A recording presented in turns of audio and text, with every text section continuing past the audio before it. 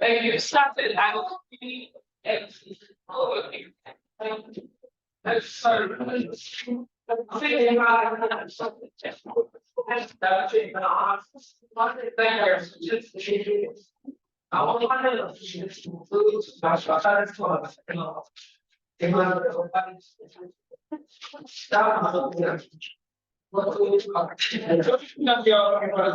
What?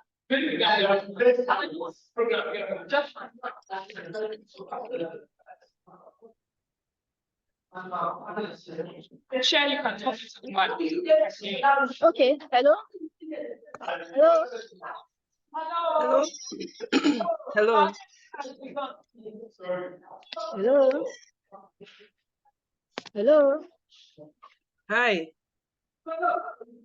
Okay, are you on, Chaka? Chiaka. Can you see me? Yes, can you see me? Ah, good to Yes, see I you. can. Yes. Oh, Good day. thank God. So how are you doing? I'm fine. Okay.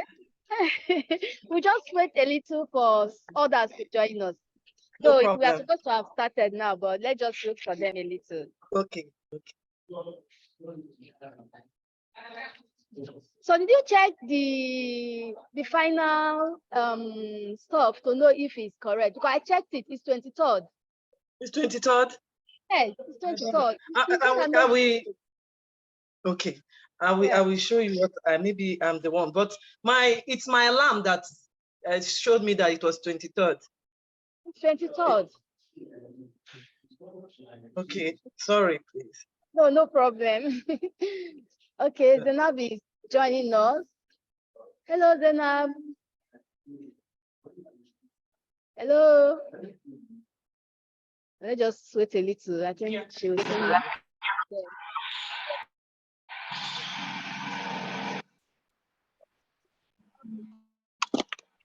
Hello. Can you see?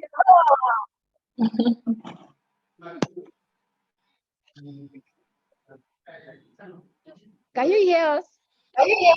Yes, I can. Hey, you're Hello. welcome.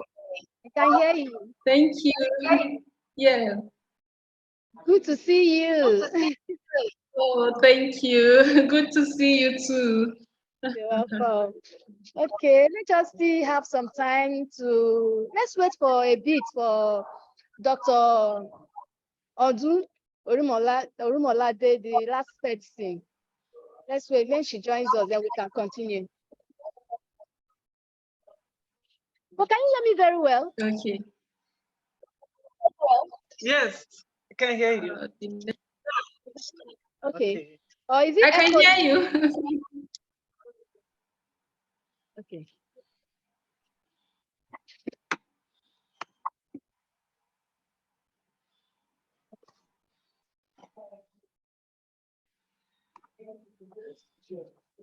Okay, she's trying to join.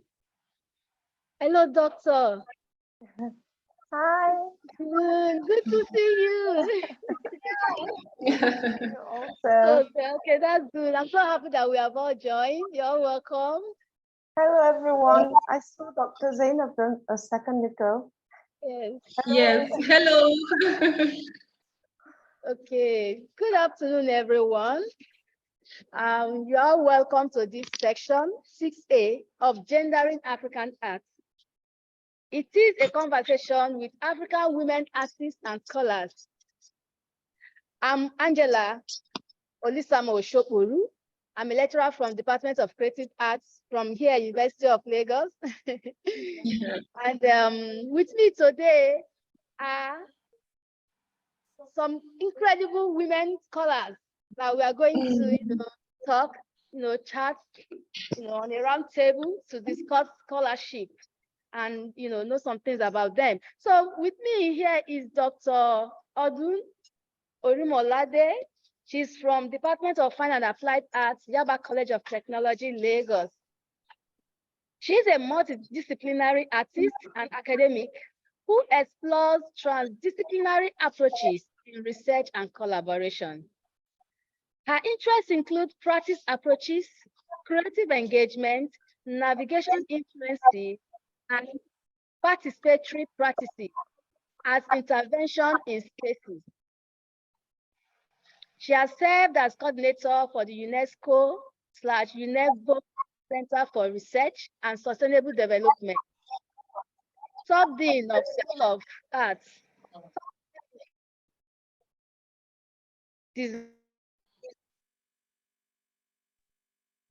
and curator of Fellow Gallery. She currently serves as curatorial director of the Yaba Arts Museum. Dr. Orumolade is a research fellow at the College of Human Sciences, University of South Africa. Doctor, you are welcome to this session today.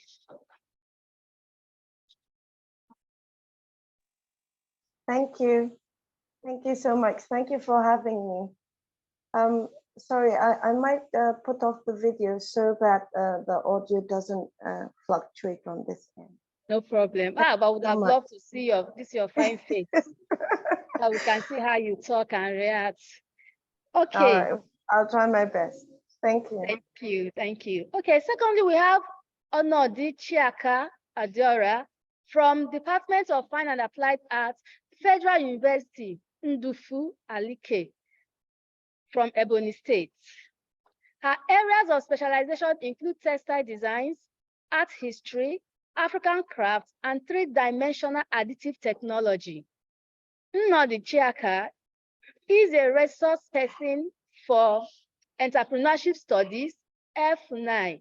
She has taught skill acquisition, that is production of tie and dye and batik fabrics and end uses since 2014. Since 2014 at F9 Center for Entrepreneurship and Employability. Presently, she's the coordinator of F9/IMAPS Germany Three-Dimensional Research Station and the manager of F9 Center for Indigenous Textiles. I'm sorry if I'm not really getting that presentation very well. Nnodi Chiaka, you're welcome to this session today.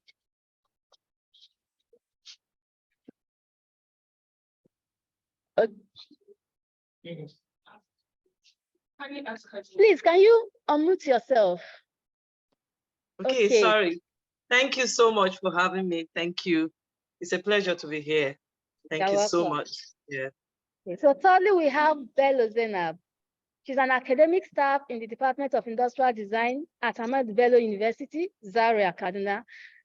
Her research focuses on various indigenous textile clothing by recreating and repurposing their designs for contemporary fabrics. She has also worked as a textile freelancer, empowering youths and local dyers in her community by teaching them various textile resist techniques in design. She is presently in her PhD in textile and fashion at Ahmadu Bello University in Zaria. You are welcome. Today, we are happy to see you. Zainab. Is she? Hello, Zainab. Hello? I think so. Okay. Can you hear us? Wow. I think our network is okay. Okay. Okay, so I'll just continue. You're all welcome to today's roundtable talk. This talk is all about scholarship and it's conceived as an opportunity. Thank you so much for having me. Thank you so much. Okay, you're welcome. You're welcome. Yes, I said thank you so much for having me. Thank you. You're welcome. Oh, hello? I can hear you, Zainab. I can hear you. Can you hear me? Yes, very well. Very well. Okay, this talk is all about scholarship and it's conceived as an opportunity for younger women in arts, art scholars to learn directly from your experience, your art, and your incredible scholarship.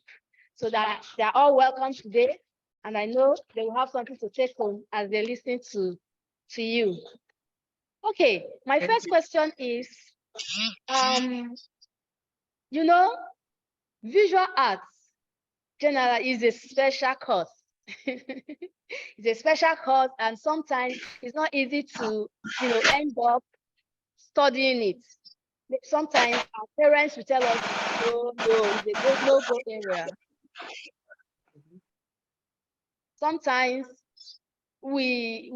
some of us do have some parents too that we, be glad and then encourage us to go on with it. So I would like each of you, to tell us how she get to study visual arts, and also why you settled in your particular area of interest, because we all have our various area of interest. So I'll start with Dr. Orimolade. Hello. Hello. All Yeah. right. Thank you, Lisama. I can hardly call myself settled, so because I find myself journeying in mutating experiences as I navigate what has become my adventure. You know, the best laid plans are also subject to change and evolution. I'm learning as I go, and I find I'm drawn to a myriad of things, and there's so much to learn and so little time. And the more one learns, the less one seems to know. As to how I got into visual art, it's a story I've told so many times. I lost a bet. It's a bit of a story. I was immensely fortunate to have my father prod me down this road once he discovered this about me. I think I was during my GS3 break at the time. I had, and moving on, because I sort of jumped around so many courses. I had so many interests. The lineup of subjects I had for my WAEC were a mix of science and art. So it wasn't just that. But then I had intended to study something else, but my father held on, telling me that everything that I was jumping all about was found in art, which I didn't understand at that time. And he promised I wouldn't regret it, and which I also didn't understand and didn't accept, because I still went on to fill for law. And it was a time where the JAM exams, you used to take them for different spaces and different forms. So we got into this bet where I picked University of Ibadan for law, and he picked Yalva for art, and said, let's see who gets their admission letter first. And the results for the university came first, and I passed and flew off to Ibadan in immediate a rush to meet my uncle, who was also in the university system at the time, and told him, okay, I need my admission letter. And he was, overjoyed and settled, and told me that we'd go the next day to the school to acquire it. And the next morning, very early, my father's car was outside the door, and he opened the door and pulled out this slip and said, "Where is yours?" I cried. I cried. But himself and my uncle advised me at the time that I had too many interests, and that those interests will work so well for me in art. And they were right. This was corroborated much later on, after my father had passed, by the late great Yusuf Grillo, when talking with him and advising me. And it's been true since. Thank you. Wow, that's a good experience. Wow. Okay. Chaka Onodi, you would like to hear your own part of the story? How you started. Okay. Thank you so much. Of course, like she said, when you're in art, like you rightly said at the beginning, usually art is not something sometimes they want you to go into. Your parents want you to be a doctor, lawyer, you know, those kind of things. Arts is usually not the first choice. But in my case, when I was much younger, I loved art. I loved drawing, painting. And my father took time to buy, you know, he would buy those watercolor crayons. He went that extra mile to buy them because I loved it. And not just me, my siblings too, but specifically he bought because of me. But when I got into school, I did well in both arts and sciences, but my whole mind was science, science, science. And yeah, I did well, physics, chemistry, biology. The only art I had was literature. And so after that, I got into the university. But I didn't go, I wanted to do medicine, and but I didn't get the cutoff mark. At the end of the day, my mom, when she was helped me to change course, she put biology education. And I was like, why did you put biology education when there was maths and all that, you know? But I went in to do it, and I really struggled with the course. I came in late, I struggled with the course. But sometime later, you know, there's a point in school where you decide, okay, let me face this thing and do it well. I had courses I was going to carry over and do, so I did everything. I didn't register on time at a particular time. And then I went to, you know, sign my papers. I had a problem with the HOD of curriculum studies in education those days. That was 1990, thereabout. He wanted me to play ball for me to fix my problem. And I said I wouldn't play ball. I know, you know when somebody promises you trouble. I didn't even know, I was so naive. I didn't even understand where he was coming from. It was later on. But later I found that I couldn't find any of my results from, I was supposed to be in final year. I couldn't find any result except my A1 results where I had a lot of problems. And that was it. At the end of the day, I dropped out of school. Wow. I dropped out of school. Yes, I didn't want to continue. They told me to go and start from year one. I said, for this course, I didn't like, I dropped out of school. But 2 years after, my immediate elder brother told me, Chaka, go back to school. I'll pay for you. That was when UNILAG started full-time creative arts. In fact, they put me in English. I said, no, not English, creative arts. Let me do that thing I called my hobby. And that's how I got into creative arts. And then I majored in visual arts in UNILAG there. That was my journey. That's how I started. I said, let me do something I love. I loved fashion. I loved my mom's magazines. I wanted to design clothes. I wanted to do those things. So that's how I got into art. And from there, and I seem to have flourished, even though I had that problem of losing how many years because of that situation. But I have flourished in that area. So that's how I got to study art. Thank you. Okay. Of course, you will be fulfilled because you eventually got what you wanted. All those years that are wasted to you, they are not wasted years. They are the days you used to struggle and pave your way through to the right path that you have always wanted to be. So, okay, that's an interesting one. Okay, Zainab, over to you. Can you tell us how you got to study art? And what is your own part of the story? We would love to hear that too.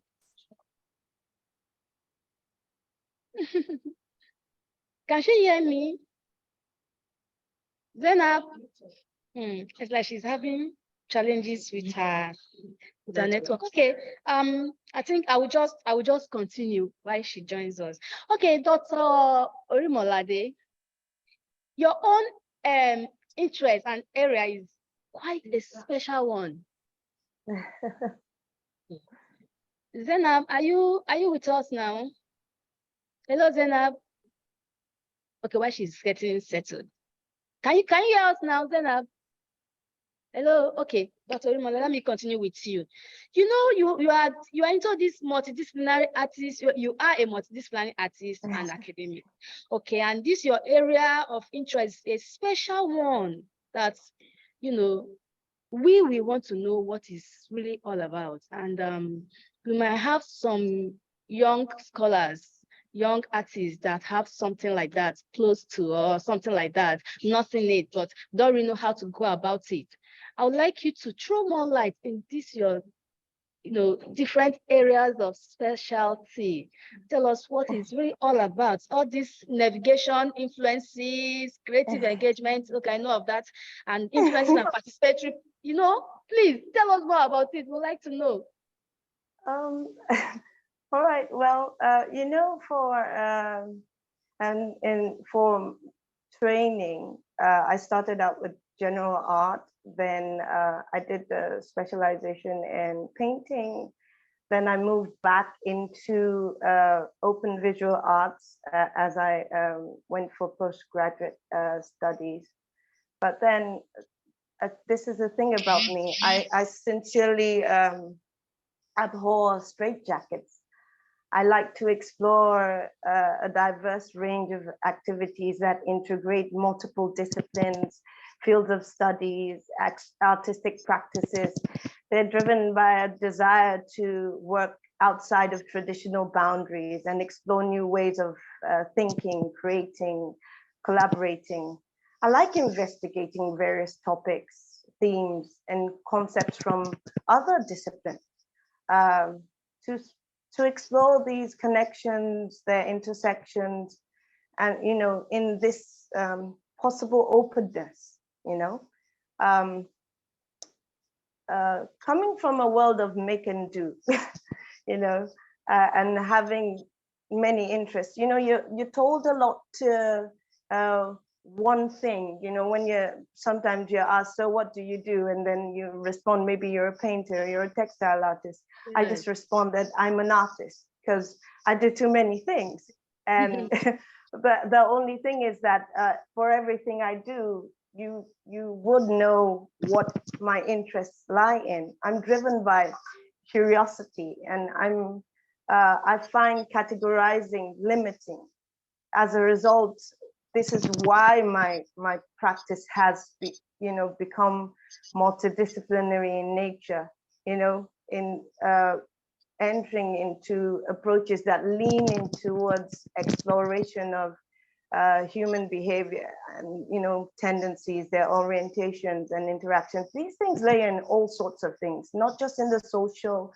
It can also relate in how knowledge is used, how knowledge is practiced, how issues are engaged in themselves outside of just the creative process. The creative product in itself is, for me, also like a byproduct. So you see my art, and it's just one of the evidences of the creativity that one engages into. I've experimented with several mediums and mixed them in interest and their viability for whatever conceptual production that I'm working on. The focus is then on process, investigation, production, creativity, research, possible innovation.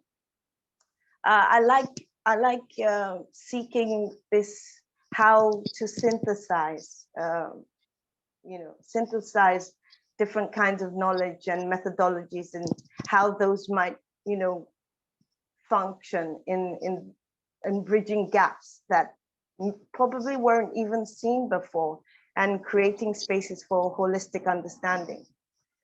It may be a little out of character for the regular Nigerian artist, but collaboration plays a lot in my engagements. Or sometimes it's outside creating an object, or maybe an art object, or in the creative process in itself. I find myself constantly seeking out collaborations with people from different fields, not just artists. It allows, one to access, collective expertise that is not just one's own, and perspectives that result in a richer, more comprehensive exploration of the ideas that I possibly am interested in at the time. Collaboration also allows for integration of skills and approaches. For instance, I will wake up and be doing something with fashion and technology, and leaning into maybe futuristic practices, or those kind of things. And a lot of the things that I engage in, I take back into my interaction processes, by classroom processes, and the workshops that I'm constantly involved in. I always hope that whatever I get into serves as a catalyst for dialogue, for reflection, for engagement, that some sort of change has to happen. It might be short term, it might be a long term thing, but I hope it continues to grow. I like the idea of being this evolving autodidactic, where you learn something new, and you implement it into the knowledge stream that you already have, and you use it to connect into somewhere else that you probably haven't ventured before. It allows you to mutate, to shapeshift. Today you're this and tomorrow you're that.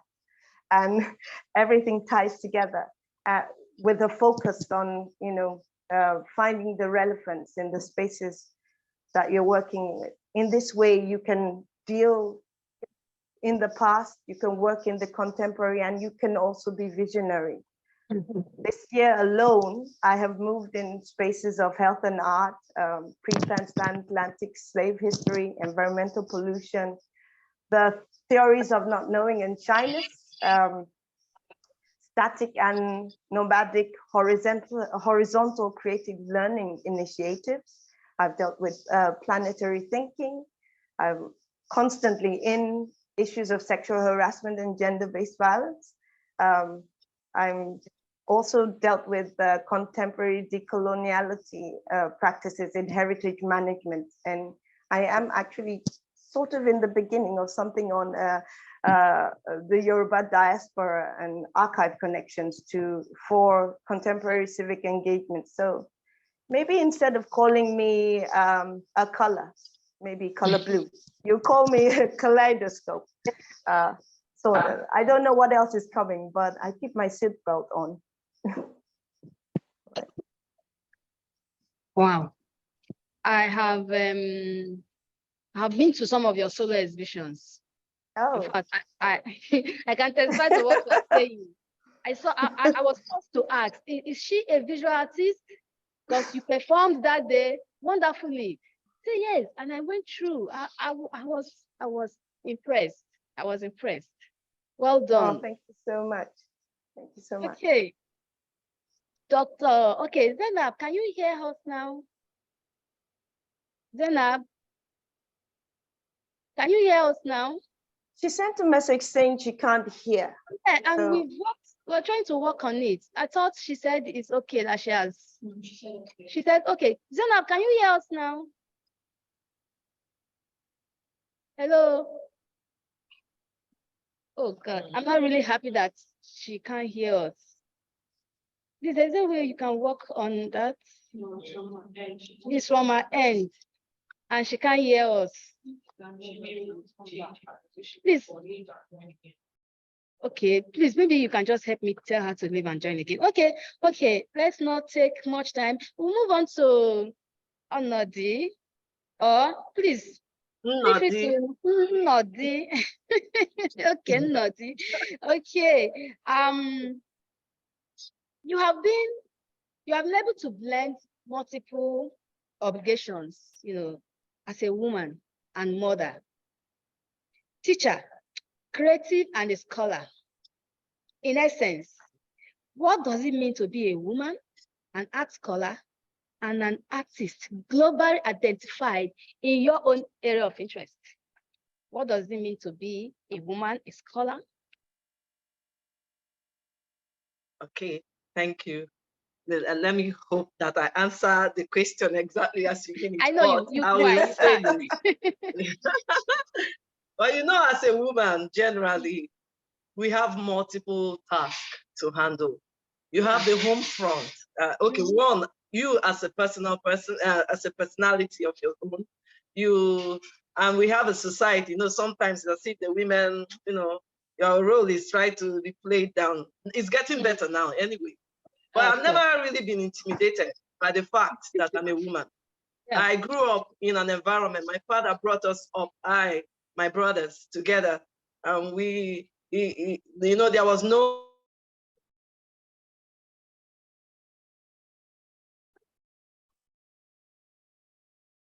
Network. Wow. So Zainab, can you hear us now? Zainab?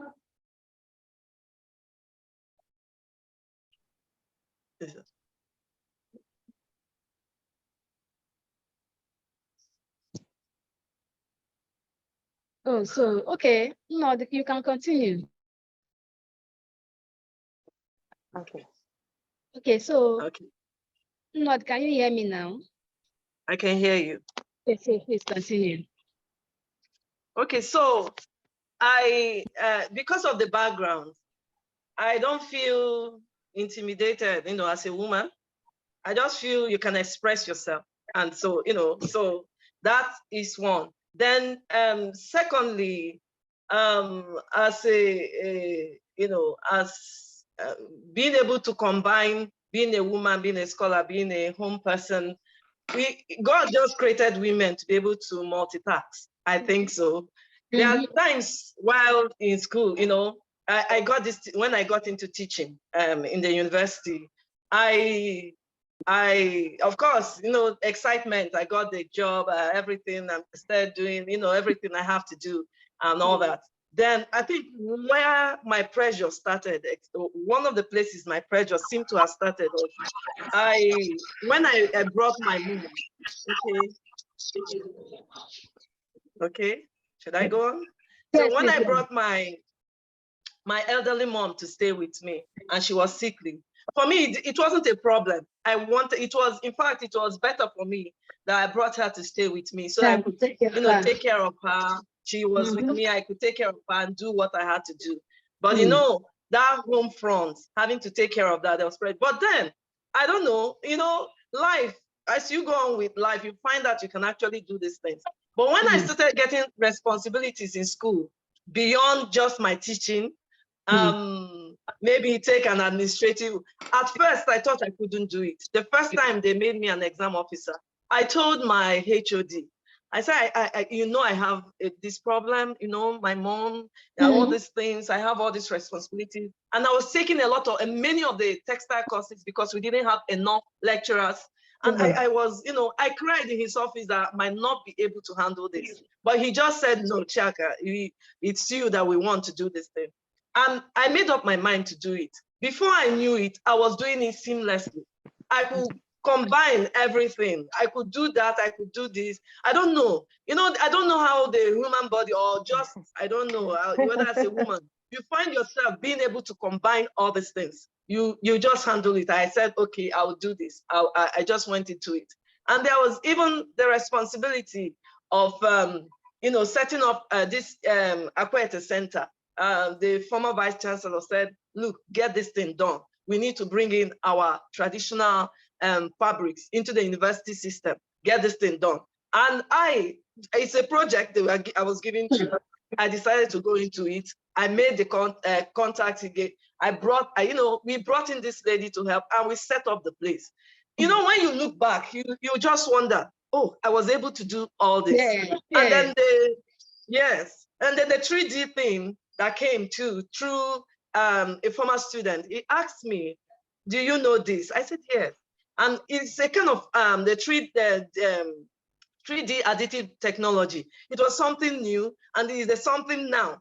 And right from school, I just love this aspect of, the experimental aspect of art, not just be doing things the same way. And this, for me, gave an opportunity to do art in a new way. I just wanted to learn about it.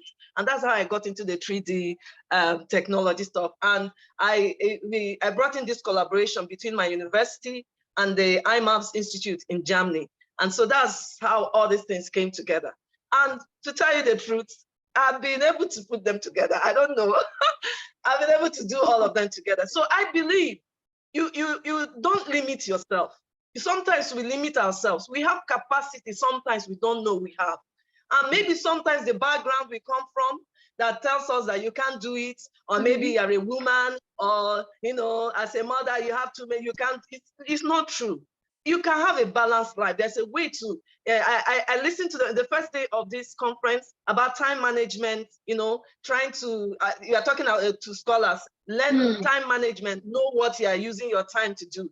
If you're able to learn that this time management in relation to what you're doing, you will get through. You get through. And that's, for me, I love it. I love the journey. I love the responsibilities. It has made me a better person, a stronger person, and exposed me to all kinds of people and all kinds of things. So it's good. You can do it. Anybody, if you make up your mind, you can combine all the roles. Thank you. Okay. Well, for me, I know one thing. I know that females are special beings. We are specially made from God.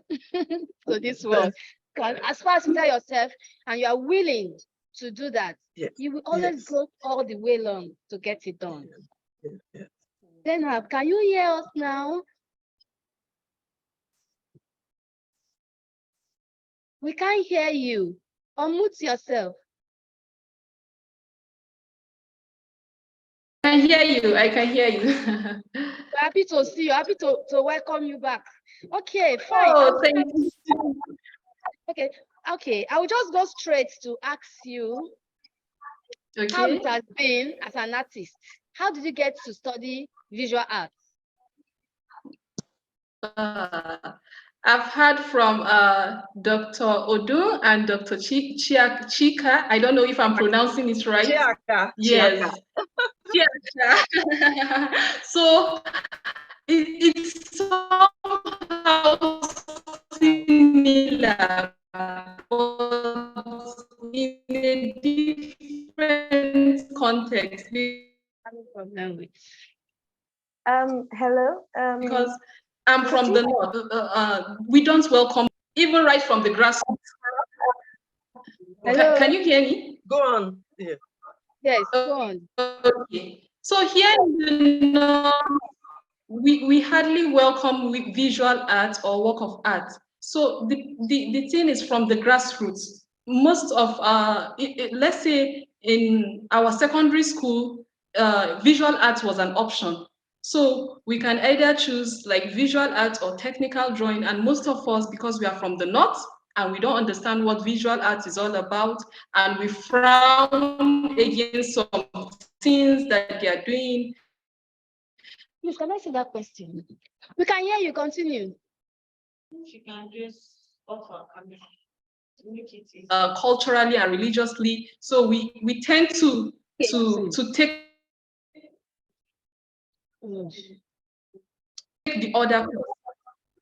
Yeah. So when we come to higher institutions, visual arts becomes an alternative.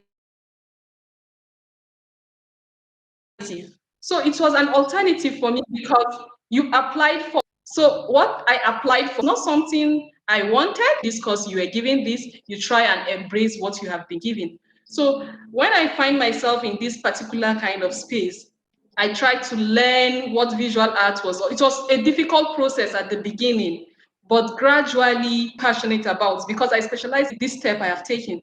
So many opportunities. So the bottom line is it's where my environment has influenced my decision of studying.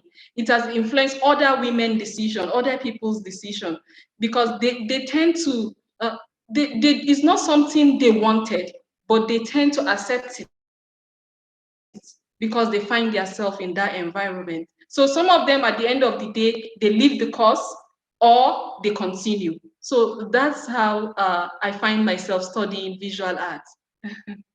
It has been interesting, quite all right, yeah. Yes, of course. So how have you been able to, handle it as a woman, as an art, as a scholar, as an artist? How have you been able to handle it? And as a woman that has family, mother, and all of them, how have you been able to cope? Zainab, I'm still having problem with Zainab. Hello, Zainab, can you hear me? I think we've lost her again. Okay. Can you hear me? Zainab, can you hear me? Yeah, okay, let me bring this, hear me? Go. Can you hear me? She can hear. Yeah, we can hear you. Can you? Okay. I'll speak as a northerner. Yes, I'll speak as a northerner because women women are expected to be caregivers and homemakers of the home. So it has been difficult as a northern woman to study fine art or any visual art form, and even to welcome it to your home as a northerner. So it's difficult because the psyche of a of a northerner is that the power of women belongs belongs to the other room, as our former president has said, and he was right. The power of women belongs to the other room in the north here, and if you give them any other form of power by expressing yourself in any kind of artistic expression, it's like you are being is threatening to them. So it has been difficult to blend as a woman in northern Nigeria, as an art scholar, and it has limited our potentials in the way we approach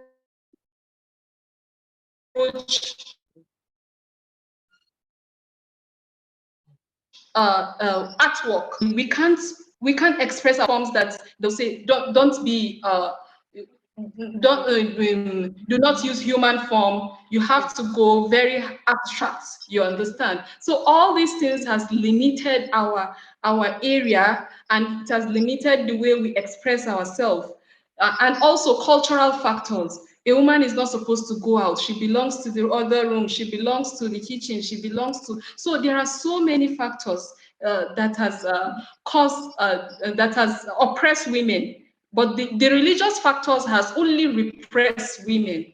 So our expressing our artistic idea is difficult for us. So, and if you look at the surrounding in northern part of Nigeria, especially let's say in Kano, Katsina, Bauchi, you realize that it's male dominated. Their paintings, the paintings on the wall, the engraving, the weaving, even the tie-dye, prominent tie-dye kits that we have in Koformata is dominated by, you can't find a single woman. It's dominated by male. Then how then can we express ourselves? How then can we invite people? It's difficult for us. How then can we invite people, northern women, to express themselves in any form of any artistic form? And the most recent female artist that we have is Kaltume Bulama. I think Kaltume Bulama Ghana, the female artist that designed the Kanu momentum of the roundabout. I don't know if you've heard of her. It happened recently. They destroyed the Kanu momentum, and she was the one that designed it. No justice has been done. There was no. She was the one that designed the Kanu momentum of the iconic Kanu momentum of that roundabout. So no justice association. Let justice be served to Kaltume, but we haven't seen it. And this is a big achievement for women in the northern part of Nigeria. It was a very big achievement for us because we noticed that, oh, Kaltume came out, so other people, let's come out and see how we can show ourselves both at the local level before the national or global level. So it has been difficult to express even the products we exhibit. What we do, we have to be very careful in the artistic kind of work we do. Even the mural design that is somehow highly abstracted is difficult for women to express themselves. You can't find a woman in the streets maybe painting a mural wall decoration. You can't find that. You can't, a lot of things, oppression, repression, a lot of things has taken place. So we find it difficult to welcome it in our home, and we also find it difficult to express ourselves outside. So it's somehow but we are trying to hit the rock, and we are trying to break through it. We are working on it. Yes. I don't know what to say. That's a serious one. So how do you cope? Yeah. Oh, for me, when I'm creating any artwork, I have to be very careful religiously. Like my religion, I have to be careful what I do, what I send into the media, because now everything is on the media. I have to be careful, and I have to be careful how I'm being exposed to the outside world. Like I can't go out. Recently, we had a workshop and like an entrepreneurship workshop about training women. I brought them the women outside. Most of their husbands were complaining. Why did I bring them outside? Why do I want to train them? Can't I train them inside their house without people knowing? Can't I do so? All these things is somehow difficult for us to navigate. Yes. Wow. But I think one major thing that we are trying to do now is create artwork that showcase that government of how women have been oppressed in northern Nigeria. And also we are trying to show the government that all this artwork can bring economic benefits to the states. So we are taking all this into consideration, and we pray we break through it. Yes. I pray along with you too. It's a serious case. It's a serious one. And you know, with art, you can always express yourself. You can always talk. You can always, share your mind with it. So I think Yes. we all have to come together and start doing something. Start telling your stories Yes. through your art, so they can Yes. then maybe have a change of mind as well. Yes. Yes. Okay, we've not heard from Dr. Orumolade how she has been able to cope as a mother, an artist, a scholar, and have various activities when it comes to art. Doctor, we want to hear from you. First, please, if I could say thank you, Zainab. It was a very enlightening for me because we definitely have different backgrounds. And also, thank you to Dr. Nodi. There are many connections that I made when she spoke, particularly about background. A lot like you, Dr. Nodi. I wasn't brought up, with this. You're a girl. I'm the daughter of a military officer, so and we were more girls in my home. We had only one boy who was the last one, so he was the smallest boy. And we were all trained. We went to military school. We were all trained as though we should run things. So and the expectation from my father was really high. So it's demanded of you, not just expected. It's demanded that you live up to. My father wouldn't call a vulcanizer if the tire went flat. We should sort it out. So that was the kind of training that I got growing up, and I think it affected how I think about things. I never think about maybe being female in this context. Of course, the challenges are there, but because I've been taught to navigate whatever terrain that I face, then I just find a solution to the problems that I come across. I also thank you, Dr. Nodi. What you said about family. Family does matter a lot. I've been fortunate enough to have a lot of support in this area. So it does. It also affects your psyche. If you're coming out from a space where you're cheered on to do what you're doing, of course you will strive. But if you're challenged in every move, as Dr. Zainab hopefully, has said, then it does have its it does have its effects on people. You know, what you mentioned earlier, Angela, about identity, it's quite expand. You know, being a woman that is Nigerian in all that we're talking about brings a lot into the mix. I mean, you simply become Macbeth. You've murdered sleep. you, there's so many cultural, social considerations that come to the fore. I mentioned some time ago to a dear professor, a friend of mine, Professor Laiwola. I was talking to her and I said that, oh, we're amongst the women, you know, practicing art, we're so carving a minority within this minority, because you have so many young ones looking at your life as, because you work in the academic space, and you keep telling the young girls that if I can do it, you can do it. If I can do it, you can do it. And then when it comes to getting into the work in itself, you have to sadly watch some of them collapse. And the ones that can survive, you hold on with all your claws and, you know, encourage them on into moving forward. You know, all these things that we need to balance out, striving for empowerment, equity, breaking stereotypes, at the same time pursuing our goals, it's kind of difficult.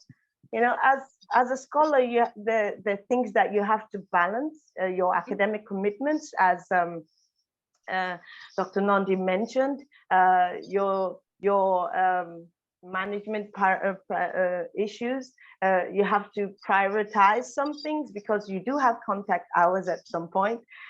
You also have to continue being erudite. You have to study, you must study. As an artist, you have to deal with your vision, you have to hone your skills, you have to make time, you have to dedicate for your creation, collaborations, and all the other things. For me, that I'm also into curating, you have to deal with roles of management, organizing, striving for expertise in this area, and juggling different knowledge spaces, networking skills, and things like that. You working with so many interns, you have this role of inspiring and empowering that is very demanding, because you have to be an active listener. You have to have constant reflection that is outside of your own immediate aspirations, and you know, things like that. There, and not to mention all the collaborations, and all the other things that, you know, come to play in this, whilst raising a family and being present for this raising, because the world we live in today, you simply must watch over your turf yourself. And for this, conformity and structures do not necessarily work. You have to carve, you know, your own path. You have to learn to run between the shards, making the best of all the opportunities that present themselves, and learning to tell your body to stop when you need time out, because I can tell you that if you don't learn to do that, you will suffer things that I've suffered a lot in the past by just dropping, collapsing, because you're held to a higher, sort of higher measure. You hold yourself to the higher measure. You don't let, because you're female, you have to remove that stereotype from when you're being addressed. You hear your name and it should be, how do you say, associated with quality, associated with content, associated with productiveness, and things like that. So it won't, the stereotype would not matter when, and this is a lot of work in today's society. Blending multiple obligations means embracing diversity, adapting in you know, to evolving context, and finding synergies in the different roles that we take on. It requires serious flexibility and resilience, and the ability to integrate into what you mentioned earlier, Angela, when you said your identity. and bring everything into this cohesive, impactful whole that is quite a precarious balance, I must say. But the trick is that I've learned is if you stack yourself with what society requires, most of the time you're set up to fail because of the norms and things that exist. So if you work around those requirements and create your own methods, I've taken on so many administrative and so many committee roles, and a lot of the chairmen that I work with, whom I love, and we've ended up loving how we work together. I tell them to choose. Do you want me present or you want the work done? Do you want me sitting in the room and nothing gets done, or you let me do this my way? And most of the time, because I'm results driven or results oriented, I just work around the cracks and make sure everything, try my best to make sure everything is right for when it's supposed to be right. And it's worked so far. I hope it keeps working for me, and I hope it works for others. Thank you so much. Thank you so much for letting us know that work, you need to rest, or else you will break down. And when you break down, you won't like yourself, which is a fact. As long as you want to work, you want to keep going, you want to keep achieving, you should also bring out time to take a rest. And when you take a rest, you notice that you'll be renewed to carry on again, afresh, even in a better and more active way than when you rested. Thank you, Dr. Orimolede, on that. Okay, we'll go on to, by 2 o'clock, we'll be, stopping so we can ask our questions. But while we are still waiting, before we get there, let's ask some few questions, which has to do with Nodi. I want to ask now that presently you are the coordinator of F9/IMAP's Germany 3-dimensional research station, and also the manager of F9 Center for Indigenous Textiles. How have you used this position to promote scholarship? Okay. All right. The AE-FUNAI 3D Center. It's when I brought it into the school. I'm an artist. Well, when I first brought that technology, it was like, this is for engineering people. I thank God for the professor in my classmates, so it was easy. He said no, it's not. He's an engineer, but he said it's not about engineering. You can learn this technology and apply it to art, and that's what I found out. Both sculpture, even right now, there's a research I'm doing. I found out how you can use 3D, to create textures on fabrics. And so that's even another one. But usually, the 3-dimensional stuff, you can do the 3D scanning and reproduce these works. So you see it in art. But what came to my mind when we brought in this thing is this another way of documenting art. You can document our art in 3D. Like when I was thinking of Ibuku, the museum, it's going down. Some of the pieces are all gone. I'm just thinking that before all these things are all go down, why don't we go and capture these works and reproduce them in 3D form? And then maybe we have a kind of 3D. We have a kind of 3D museum in AE-FUNAI, where people can come. If you want to see those art pieces, you come and see the 3D version of it. And so that's one of the things we said that we are going to try to get to do in school. Now, our students are being involved in learning this 3D art. We have a course in our year 1 and year 2. I think year 1 that's is 3D dimensional art, where art is in the round. Now, when they learn it that way, you come and experiment it using this 3D machine. these 3D additive methods to create the work. So we've integrated into our school.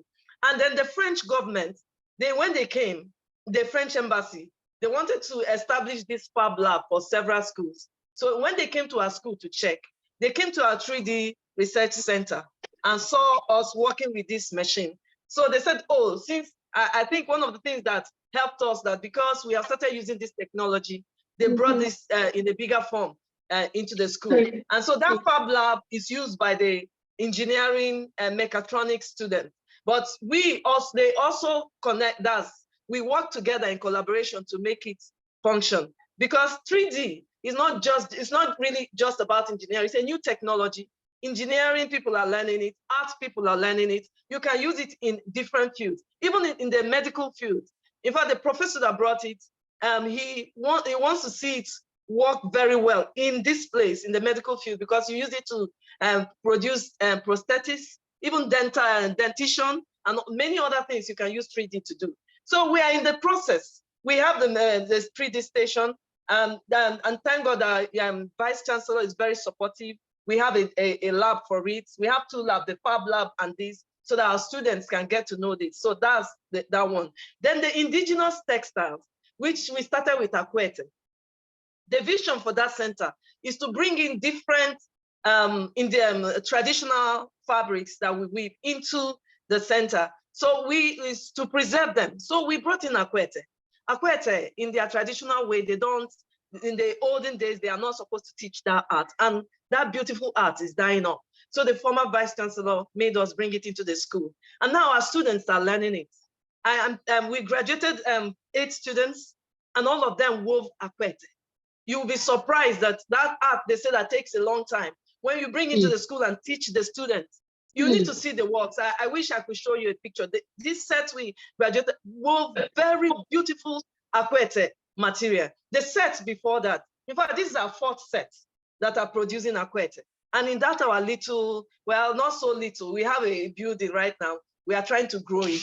And so that place, that's this thing I see it working out for the school. That place is not just a center for, we are using it for teaching. We are using it for research. We are working with engineering faculty to see how we can mechanize it. It's step by step so that it becomes easier. It's a cultural center because we work with the cultural center like the Iruka, that's the Igbo center. This is the heritage of these people. And so that place is also there. And then it's an entrepreneurial place that generates money for the school. We make things for the school. We make things for people that come out. We use it as a place we produce gifts for people that come into the school to, just let them know that we're doing this thing and to promote our indigenous art. And so these are the different roles that place is playing. Our students are involved in all these aspects of it. So that's what's happening with, that's how we are trying to make impact to our students. I'm thinking about the time, so I'm trying to rush. Thank you. I must say you are an asset to your school. I've learned so much from you today, and I just hope that other schools, get to, do some of these things that you just talked about. They're all very important. And we are fine at applied arts, but most times people forget to put the applied aspect of it. They just say fine art. We don't just end up in making designs. You understand? And you have all the other part they call industrial arts too. We do other things. We're into technology. We are far above just fine arts and all. And I just pray that our government, our school systems, get to understand and then empower the students by bringing in these things. So those that are left behind, catch up and then flow with the time. Yes. Okay, thank you so much. Let me go to Zainab. Zainab, can you hear us now? Yes, I can hear you. Okay. What can you say about transformation of art scholarship since your time as students at the university? And what is your role in the global art education and scholarship presently?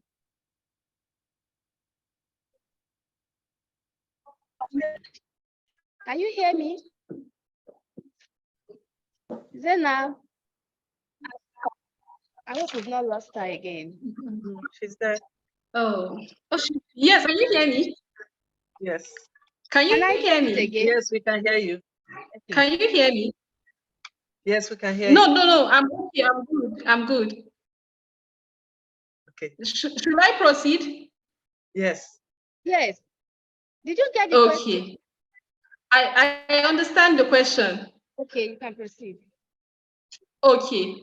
For the transformation that has occurred, I feel the main transformation, let me use my university for instance, is the media and technology.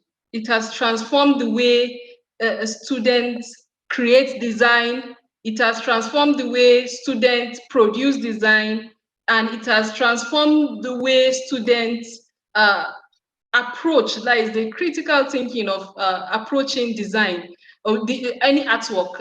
Let me just say design, any kind of artwork. So um, so as lecturers, what we did was, because most of the lecturers, I'm sorry to say, we don't really have this background of the use of the media, like using software to create design. So we just only have few lecturers. I think we just have like two lecturers taking using software to teach students, because the world is moving. So we need to teach them this and incorporate it with indigenous practices. So we teach them computer-aided design, and we also have a machine for computer-aided manufacturing in textile, but it's not functioning. I think it's the Nigerian factor.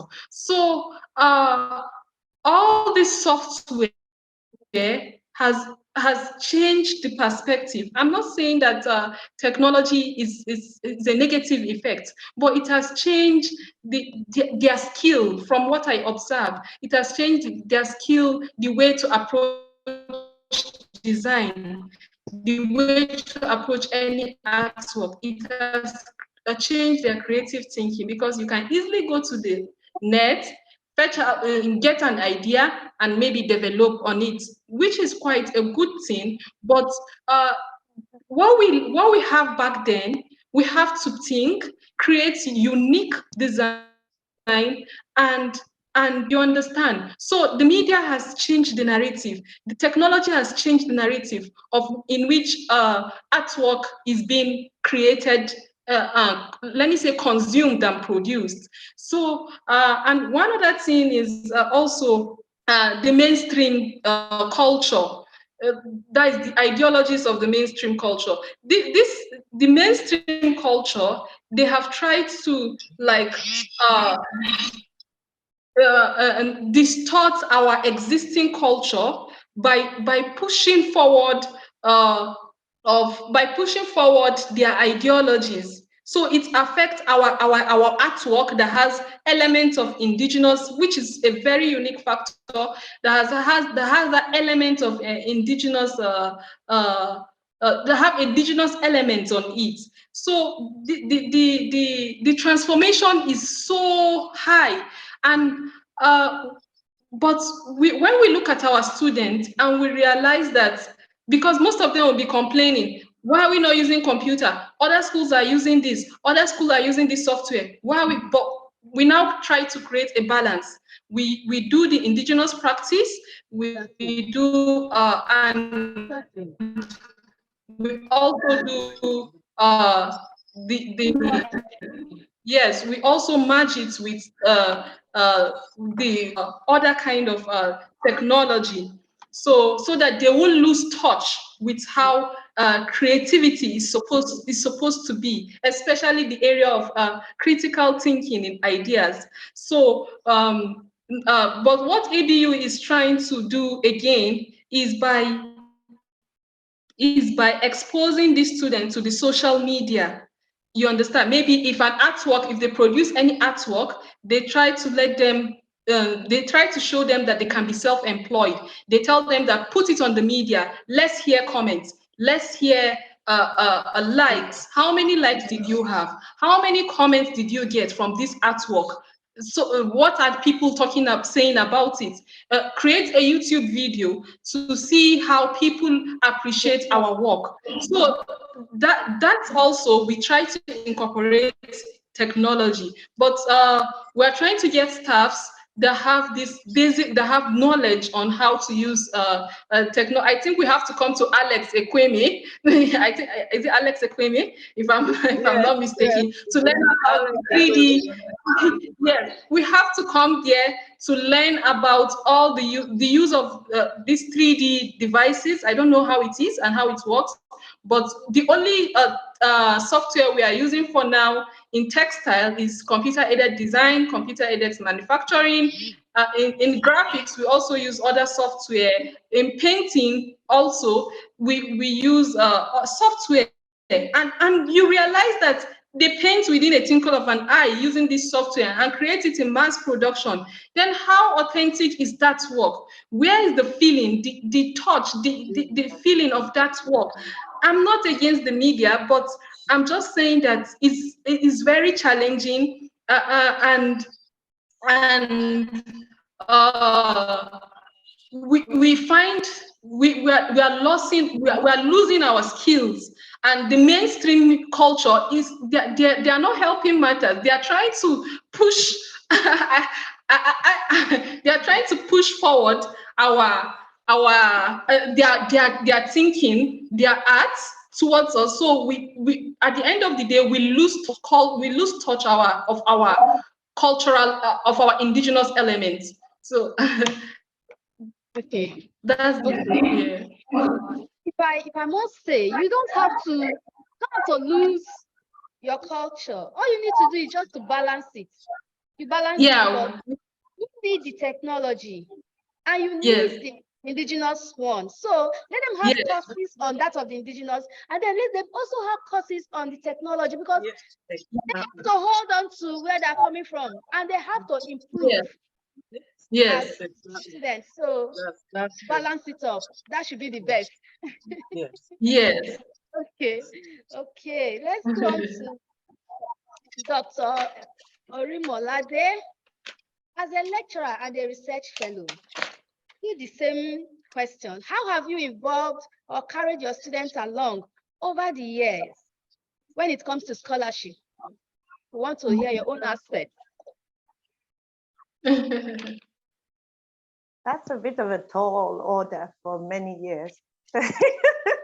But, Yes, for years. Thank you also to Zainab for her contribution. I think everything she said so far is very enlightening for me. I mean, the art school here is a bit of an old school, and the art school where I teach has constantly evolved, and I mean, it's moved away from, you know, what we used to read in the history books about school of thoughts and you know, how schools movements were, and has become a lot more open and eclectic in this context. We sort of try to balance out how the curriculum is structured with a lot of extracurricular practices, having talks, master classes, short-term workshops, long-term workshops, and interdisciplinary collaborations. It was great that you mentioned something about this is Angela. I mean, when you mentioned that there's so much more to this, and I mean, you just you reiterate the lens in which I look at, you know, engaging with one's creative practice, and this is also how I relate with my students. I take several different levels on several different courses, so speaking on one would be a bit tough, or speaking on them all might be difficult. But I think I would mention something about this idea of art being. It's not just that it can be. You know, there's this huge discussion about STEM and STEAM, and where, you know, this science, technology, engineering and mathematics, and the other one has art inclusive. And instead of being art, it's being art inclusive, I say that it is more of an A-STEM, because everything else comes out of art. The mathematics is there, the sciences, it's there. Everything falls within this, because if you're going to apprehend something that is around you, then you have to engage these sciences to work around this. There's physics in art, there's everything in it. And even some of the courses that operate in our school, if you do not have physics for that arts program, then you probably would find it difficult, or you'll be made to take more courses in that area. So the art school here has sort of, I don't know, maybe because it's in Lagos, and you know, the way that the art moves now, it's not just moving swiftly, it's moving at warp speed, and you just hang on for dear life. And you wake up tomorrow and there's this new thing and you're reading again. And so this is more of the perspective that we work on. And also, I mean, the challenge of making people that are maybe not in the arts, and actually also sometimes colleagues in the art, to understand that interdisciplinary quality of art, which is actually the essence in which it is in itself. All the things that are generated come from this space. Is sort of, I think it's still a growing process, so to speak. But I would mention something about dealing with my first year students. I always have this introductory class with them, in which, you know how they come to class and they expect you to first deal with the elements and principles and, you know, break it all down and re-establish and re-explain.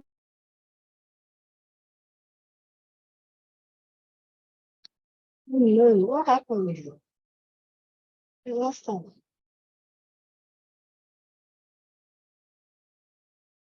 Is from her side. The question, Really? we run it. Yeah, we run the question for about 2 weeks, because sometimes when they're coming, they really do not realize how much reading and learning and understanding of other fields that is required to become who they're supposed to be. And it becomes this very interesting space where they begin, you actually see the light come on in their eyes. You actually know when it clicks. And then when you tell, talking about maybe hierarchy in design, then they look at it in a completely different light. And yeah, this is it. And the course, this introductory course runs just for a year. And I like to end the course. We've been running this ending project for a few years now. Some of our projects, we do collaborations either with it could be with the biological sciences, it could be with the food tech, it could be with engineering. We find ways to interact. So the knowledge is spread on both sides. We learn from external spaces and bring them to the internal spaces that we're working with. But then when we come close to the end of the semester, I run this project with them. I don't know if I can explain it here, but it's called the So Imagine project. And when the newcomers come, all the older ones tell them, get ready for So Imagine, get ready for So Imagine, because they don't know what it is. And when we come after having all the 24 weeks of engagement of the year, then I have this session where they come into class. It's more like an observation session where you tell them to close their eyes, which is kind of difficult, telling them to close their eyes. But you tell them to close their eyes and you hold that action for about 1.5 minutes and let them settle into themselves. And then I ask the question, what do they hate about the environment that they're in? immediately all their eyes are open. they just, they immediately open their eyes and go, what did you, it's like, what do you ask? Because I try to keep my space, my learning space very open and playful, so that, because it's in this playfulness that happens, so that they're not scared to ask me anything. I like them to be able to ask me anything. And I tell them, if I don't know, we'll go ask someone else that knows. So this is how it works. And, then I have to make them close their eyes again and tell them to think about it. And then I don't need to prompt them. They just start complaining, and they run with all these things that are true. And then when they've done all the venting, then I ask, why are you complaining? Which is a little unfair, but I ask them why they're complaining, that they were put on this planet to solve that problem. And I tell them, with everything that they've understood from the different topics that we run through for the whole year, and without any further help coming from outside, with just what they have at their disposal now, what would they do? Considering that, we know what the challenges are for the public school system in materials and all the other things, and many institutions are really trying their best. They're making lemonade of all sorts of things. And but I tell them that because we also run through a prototype program before they get to this. I tell them to draw up the idea of their solution to that problem. And I think this is our 7th year. It's wowing what they come up with, because all they need to do is come up with the design of it. Of course, we can't afford to solve it in any way, but it becomes this very interesting space where art turns into problem-solving spaces. We've had people design, groups or individuals design apps for reporting systems. We've had technologies made that are run on more mechanical systems that don't use any electricity to solve problems that are going on in the spaces. And this is the thing, every time they come up with whichever idea they come up with, then I immediately try to marry them with whatever the department this ought to go with. And it becomes a wider learning space. I think these kind of collaborations are needed for not just for us in the arts, but for the other fields to realize how this interconnectedness works. Because in truth, there's nothing else that exists. There's nothing that exists without, so long as it needs to be expressed, it needs to be communicated, it needs to be solved, then art is required. And it's something that we try to ingrain through these processes. Sorry, I don't know if I've gone too long, but that is just for one class. So it's sort of something like that. All right, thank you. Thank you so much. I think with that, we have come to the question section. You can ask your question verbally, or you can quickly type. So can we please know what these questions are, so we can quickly get to them? Hello, Angela. I can hear you. Okay, can I respond to Francine Kolabankole? Yes, please, feel free. All right. Okay.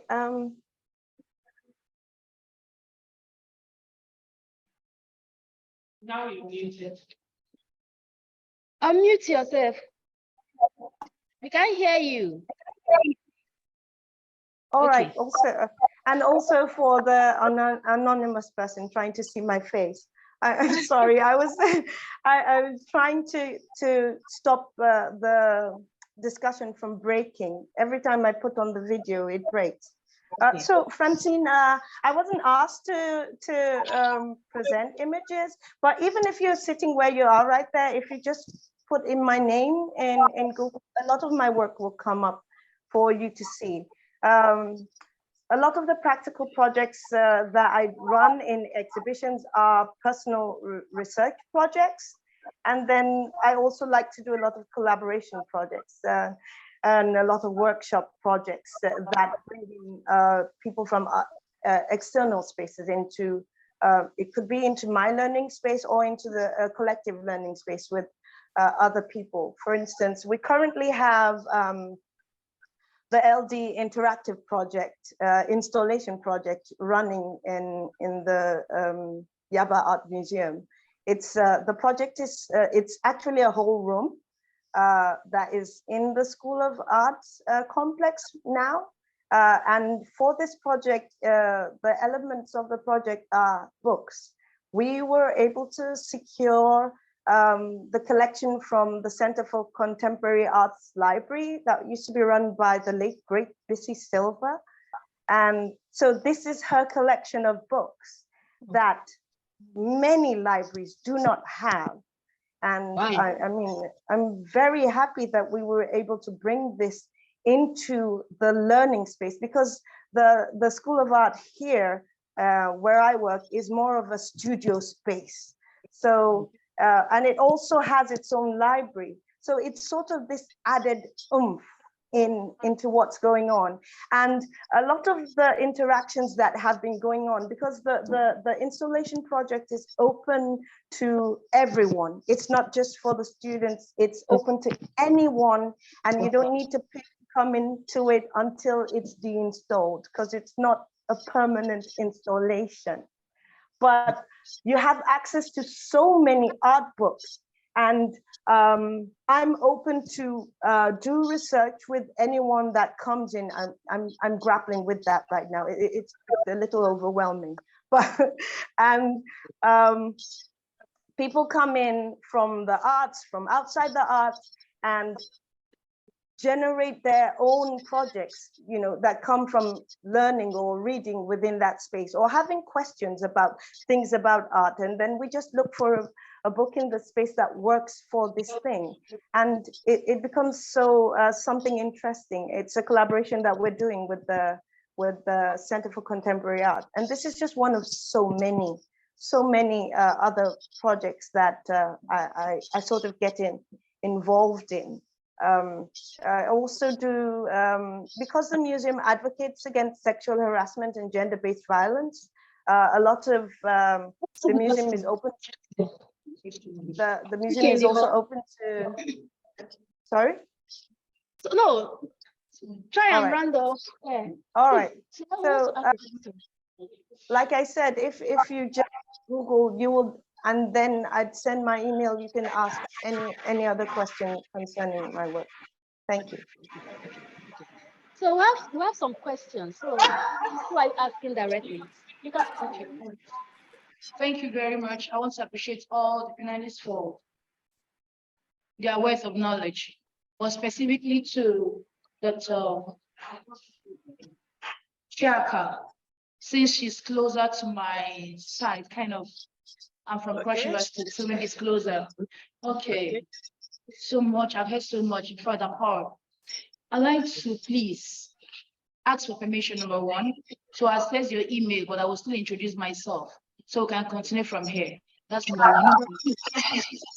So much have been said about you, and I want to ask how you can please bring this word of knowledge beyond the Alex Ekweme. Don't leave it there alone. There are so many people looking for people like you to come and train young lecturers. Thank God that Dr. Zena mentioned that, and I was very happy. So see how you can come out from beyond Alex Ekweme and come organize, you know, maybe South something, you know, so that now we can pull ourselves together and come and be trained. So we're able to spread this across our students as well, because there must be another Chiaka in other region of the please. Okay. Yeah, correct about that, because you know, because of how they like the Akwete, because of how the situation is, one of the things is to train those who will train others. That's the whole vision. You know, yes, train the trainer. But you know, we have all these issues of trying to get all these things done. So that's why we said we train our students. Oh, are they talking here? Hello. Is it time? Is it fine? It's fine. Can't hear you. We can hear you. We can At the hear her. center. So it's through that, that's how we get people to, and we're going to start the training, use that place as a training center, for this, for textiles, we're learning Akwete. But the 3D you're talking about, we are in collaboration with even the Army, their research bureau, and we are trying to organize those kind of regional training workshops so that people can be involved. Right now, we're in collaboration with UNN, University of Nigeria Nsukka. They also have a 3D stop, and they have gone ahead to put it in their postgraduate program. So we do those trainings and we invite people. We have a platform we call the stakeholders, 3D to the stakeholders of additive technology. So as we want as many people who want to be involved to be there. And so I think it's a gradual, slowly, but it's happening. And so that, yes. So that's it. I've noted that. And I think through my, Angela, you can get my details. Okay. So that whatever more, yes, we can. Yes. Okay. Thank you. Okay, soon, anywhere from now, we'll be off. So I just want to thank you all for this session. It has been an interesting one, very, very interesting one. And I just hope we'll have a way to, hook up. There's so much to learn from all of you. Dr. Olade, where exactly were you talking about? When I come to your school now, college, Yaba College of Technology, where exactly can I get this space you're talking about for the books and learn more? If you come to the arts complex, the museum is the whole basement of the building, but just before the gate, there's a sign where it's right opposite the gate to the museum. So read the sign, the LD Interactive Installation Space, and there'll be someone to welcome you. Wow, that's a nice one. Thank you so much. I really appreciate. Is anyone asking any questions? Okay. Have a nice time. We'll keep in touch. Okay. Bye. I want to thank everyone. You so much. Yeah, thank you so much. Zainab, yeah.